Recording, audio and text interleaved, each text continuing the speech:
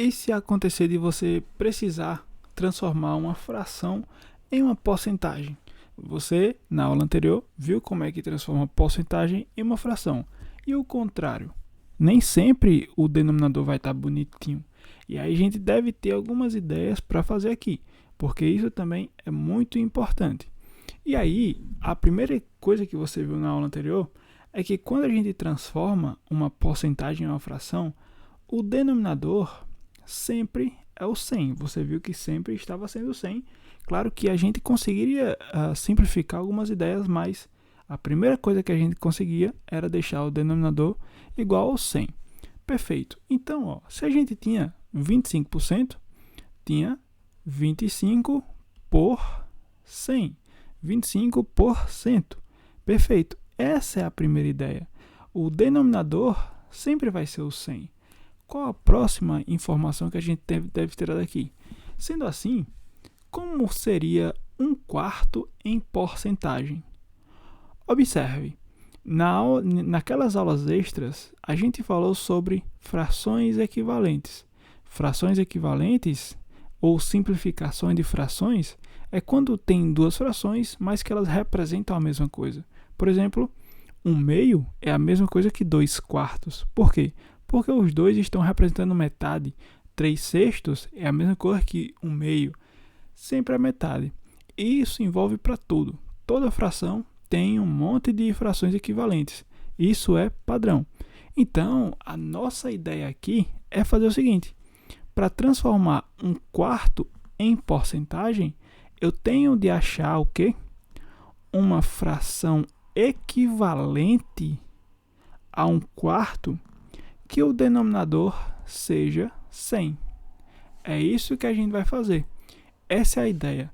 Para que você transforme uma fração em porcentagem, isso aqui, se você quiser anotar, você precisa igualar a fração a uma fração equivalente com o denominador 100. É o que está acontecendo aqui. E o que a gente precisa agora? Saber qual é o numerador. Pronto. E aí ficou fácil. Por quê? É uma regrinha de 3 que você já gosta. Como é regra de 3, multiplica cruzados, ficando 1 vezes 100 dá 100, igual a 4 vezes x dá 4x. Pronto. Uma equaçãozinha. Eu quero saber quem é x, então vai ficar 100. Esse 4 está multiplicando, passa dividindo, igual a x. 100 dividido por 4, 100 dividido por 4 é 25, então 25 é igual a x. Ou seja, esse x aqui, ele é quanto? 25. Ou seja, opa, olha, coincidência? Ou seja, 1/4 é a mesma coisa que 25 por 100, ou 25 sobre 100.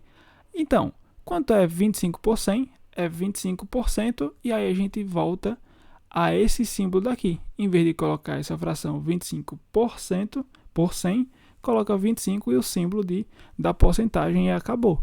É exatamente isso que você precisa fazer. É essa fração equivalente. Existe um macete? Claro que existe um macete. E esse macete é simples. Por quê? O macete é você só precisa multiplicar a fração por 100. E aí automaticamente você vai achar o número em porcentagem. Por quê? Como é 3/5 em porcentagem, você pode fazer a fração equivalente. Ali é para que você não se perca e não achar que as coisas surgem do nada. Mas, de maneira geral, é 3/5 e você só precisa fazer o quê? Multiplicar por 100. Pronto. E aí vai ficar quanto? Lembra? Ó, numeradorzinho aqui. 3 vezes 100 dá 300 sobre 5. Acabou. 300 dividido por 5 dá quanto? Bom, 30 dividido por 5 dá 6. Então, como tem mais esse outro zero aqui, fica 60. Falta alguma coisa? Sim, claro que falta. Então, isso aqui é 60%. Acabou. Ou, se você quiser transformar em fração novo, 60 sobre 100. essa 60 sobre 100 é a fração equivalente a 3/5. Você pode representar dessa forma, e isso é padrão. 5 sobre 8 em porcentagem vai ser 5 sobre 8 vezes quanto? Vezes 100. Acabou. E aí vai ser quanto? Só voltando aqui, vai ficar 5 vezes 100. E aí, ó, 5 vezes 100 dá quanto? 500 sobre 8. Eu fiz dessa maneira para que a gente pratique algumas informações aqui. Vamos lá. Como é que a gente faz aquela divisão? 500 dividido por 8 fica... Eu não consigo dividir o 5, então eu tenho que pegar o zero aqui. 50 dividido por 8 só pode ser 6. Por quê? Porque 8 vezes 6 dá 48. Então, resta 2. Baixo esse zero aqui. Fica 20 dividido por 8 só pode dar 2. 2 vezes 8 dá 16. Resta 4. Não tem número para baixar, então coloco o zero e a vírgula. 40 dividido por 8 dá 5. 5 vezes 8 dá 40. Resto 0. Então, essa divisão, ó, fica 62,5 o quê? 62,5%. Essa é a ideia que você deve ter e analisar em cima dessas informações.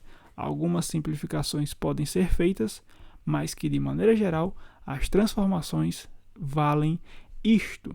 Você deve ter em mente essas ideias para que você consiga adequar a questão de acordo com os seus gostos. Inscreva-se, compartilhe, comente.